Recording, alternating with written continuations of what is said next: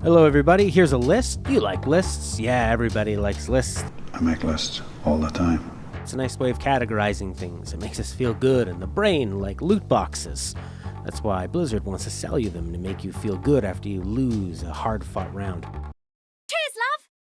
Anyways, these are games that were on the original PlayStation and need, in my opinion, to find a new release on the PS4 or hell, Xbox One and PC as well. Let's just get them a modern version of the game. First up is Tenchu Stealth Assassins. Now this came out in 1998, which was really the year of the stealth game, as we also got another stealth game that year, Metal Gear Solid. So these were two powerhouse games. Now, Tenchu was a little different. It took place in feudal Japan as opposed to the more futuristic feel of Metal Gear Solid, but you still had interesting gadgets, most notably the grappling hook, which lets you attach very easily and intuitively to just about any roof lip or part of a building, and you were able to pull yourself up. You spent a lot of time, especially in the first level, up on the rooftops, hiding in the darkness. So the enemies, I think they had a much better vision in terms of being able to see you than the very limited cones of Metal Gear Solid. But like Metal Gear Solid, actually, the camera work, although it was better than Metal Gear Solid, it's very limiting. Like when you go back and you play it now, it's pretty tough to go back to. There's no camera control, and it definitely shows its age. So that's why I'd want to see this game moderned up. Now, if you haven't played Tenchu, like I said, you run around these rooftops, and really the highlight of it was using those roofs to sort of be like Batman and wait for the opportune moment to drop down behind an unsuspecting motherfucker and perform sort of a manhunt-esque death blow, slitting their throat, chopping their head off, that kind of cool stuff. There was none of this non-lethal takedown. You were in it to murder people. You didn't have to worry about disposing bodies either. You just dropped down, knocked them out through your grappling hook up, and away you went. There were two different playable characters. One had, I guess, more health and more strength. The other one was a little faster. Cool little gadgets like smoke bombs and the like, and shuriken. A very difficult game. I think it only had about 10 levels, but this is a game that I think would work really, really well now. We don't really have a lot of great stealth games. I'm talking like full-on AAA style, Deus Ex-like stealth, big, beautiful Japanese levels. I think stealth ninjas in Japan is a franchise that we definitely need to see more of. Parappa The Rapper. Now, we've seen Parappa The Rapper 2 on the PS2, on PS4, and they're going to remaster the first game, but why not a new game? Why not new songs? Rhythm games, especially if you don't have to buy a whole living room full of drums and fake guitars and fake microphones and all this shit. But just bring this rhythm game back, even if it's on, well, they're not going to put it on the Vita because the Vita is now dead. But I would like to see a new version of this, not just remaster it. Hopefully Sony is going to judge the interest in a Parappa game, and then if the remaster does well, then I think that they're going to come up with a new one. Now, along the same terms as a Parappa remaster, we have Wipeout XL. Now, Wipeout XL was a fantastic game for the PlayStation 1, sort of Sony's answer to the F-Zero for Super Nintendo and the great F-Zero game that was actually on GameCube. Now, Wipeout XL really took advantage of the CD format and had a lot of cool licensed tracks, most notably Firestarter, some cool other Prodigy songs and Chemical Brothers songs. This was really important for the game. The game oozed style from that sort of lens flare look that Psygnosis really did a lot with the PlayStation hardware, especially they did with another game we're going to talk about just after this one. But yeah, Psygnosis knew how to make a game that looked good, sounded great, and controlled pretty well. It had a real sensation of speed, of being in the future. It looked cool, and I think it's kind of started this trend of games going after a bit more of a mature attitude, more slick.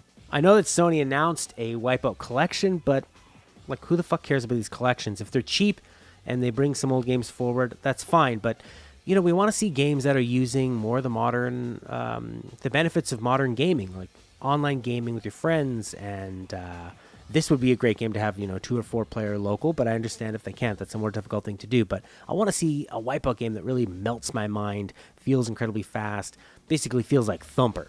that's what I want to see on PS4. The Navy was stretched across the star systems, governing and oppressing, then transporting its spoils back to Earth. Also from Psygnosis, like I mentioned, was Colony Wars. Now, Colony Wars was a pretty damn good sci-fi shooter, a space shooter. It wasn't as much of a hardcore simulation as, a flight simulator, and it wasn't the sort of hybrid simulation of TIE Fighter, but it was pretty good, and I think that was a good decision in terms of it being on a PlayStation controller and not having the advantage of having a flight stick or a keyboard. It controlled pretty well on the PlayStation, especially with the DualShock controllers. It had a decent, shallow sort of story placed over top of it. It had multiple branching storylines. The game was hard. I think the second or the third game was very, very difficult. One thing I thought that Colony Wars lacked was that you didn't have the sense of scale when you came up against these big capital ships, and I think that a new Colony Wars with gigantic capital ships, big battles, that would be something I would love to see. But it seems like space shooters are sort of fallen out of favor in the last couple generations, but it seems like we're seeing a bit of an uptick. House of the Dying Sun is a great one for the PC that's very similar to Colony Wars, and we have that on the channel as well if you want to take a look at it. But I would love to see a brand new Colony Wars.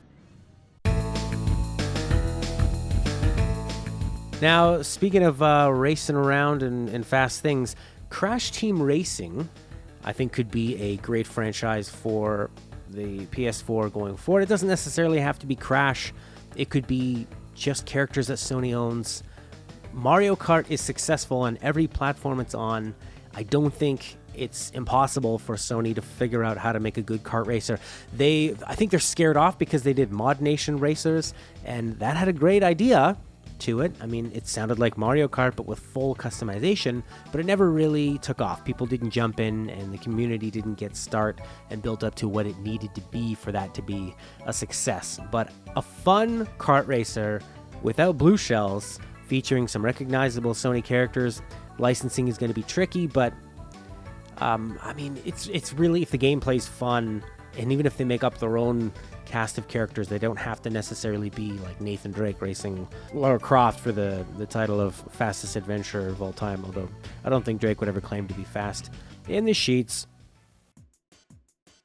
Ape Escape. This is a game that really utilized the dual stick controller in interesting ways, where one joystick controlled your character moving around, the other one controlled the net and the other devices that you had. This is when I was an idiot back in high school, and I thought that one console had to be better than the other. Mario 64 was the game I secretly coveted, that I wished PlayStation had so badly. The freedom, the fun aspect of all of these levels, the exploration, the hidden stars. I just love the world of Mario 64, that castle and those paintings, and I wanted desperately for something like that to be on the PlayStation, and Spyro the Dragon just really didn't cut it for me, in the same way that Banjo-Kazooie didn't feel as nearly as good or as important or as meaningful as Mario 64.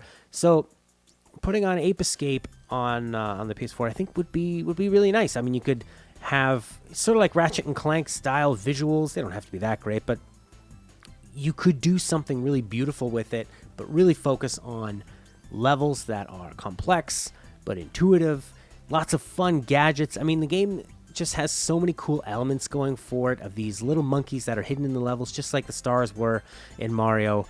I can't believe there aren't more of these, and I would love to see one on the PS4. Poi Poi.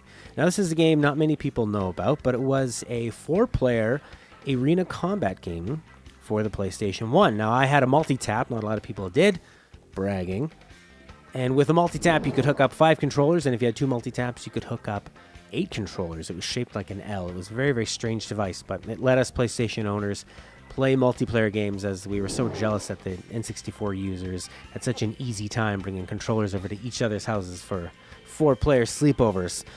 So, with Poi Poi, you control these goofy-looking characters that run around a very small level, a 3D level. They pick up different objects, and they throw them at each other. And that's it. You can hide behind objects. You pick up different objects. They have different properties to them, different weights, different damage, different distances they can be thrown. Also, the players have different power gloves that affect how they throw things. It's a really simple concept, but a lot of fun, and there's a lot you can do with it. And I just think Sony doesn't have a Smash Brothers, and Poi Poi could be that Smash Brothers. I guess it didn't really take off. It has an extremely Japanese name. They didn't even really try to localize it very well. But if you introduce that to people, I think that they would really be clamoring for it. It also wouldn't need to have a huge budget on it. It wouldn't need to have slick AAA visuals. It could just have enough of a charm to it and worry about making the gameplay tight, fun, and great for multiplayer.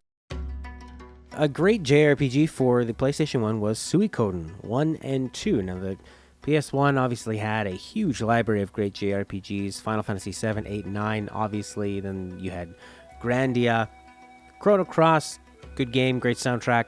But Suikoden has you sort of raising up from the ranks of a lowly soldier to managing this whole castle, and you can collect a huge cast of characters. There's a very nice storyline going on, very political, lots of war, Game of Thrones, I guess. Combat was great. It just had a great feel to it. I'm not saying they necessarily need to have this be, turn-based combat and the same sort of thing, but strategic combat would be nice. Maybe do it in real time. There's a lot of different ways you could do this game, but just that type of story and balancing that story with the strategy and the setting, I think would work really, really well.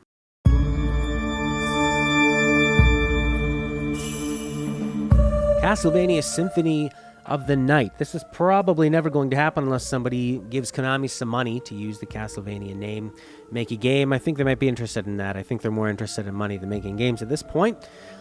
But Symphony of the Night blew everybody away at the time because 3D was what everybody wanted to do. And Symphony of the Night came out with not just 2D graphics, but some of the most beautiful 2D visuals you're going to see, especially on a console at that time. It was where the phrase Metroidvania came from was from Symphony of the Night. You had a huge castle to explore, lots of different power-ups. You could assume I think you become a bat, you could become a wolf, and those different forms allowed you different access to parts of this huge castle to explore. The music was an incredible metal meets classical mix.